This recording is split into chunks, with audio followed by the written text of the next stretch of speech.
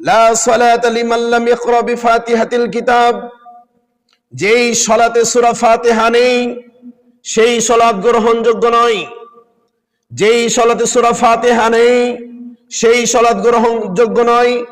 লা সালাতা লিমান লাম ইয়াকরা বিফাতিহাতিল কিতাব, যেই সালাতে সূরা ফাতিহা পড়া হবে না সেই সালাত গ্রহণযোগ্য হবে না।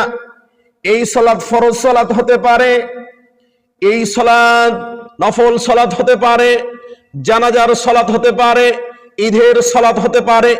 যেই সালাতে হোক না কেন, যেই সালাতে হোক না কেন, লা সালাতা লিমান লাম ইকরা বিফাতিহাতিল কিতাব, ওই সালাতে যদি সূরা ফাতিহা না পড়া হয় ওই সালাত আল্লাহর কাছে গ্রহণযোগ্য হবে না, হবে না, হবে না। কথা বুঝতে পেরেছেন? কাজেই সূরা ফাতিহা প্রতিটা সালাতে, হোক ফরজ সালাত, হোক নফল সালাত, হোক সুন্নাত সালাত, প্রতিটা সালাতেই সূরা ফাতিহা পড়া বাধ্যতামূলক, অবশ্যই আপনাকে পড়তে হবে।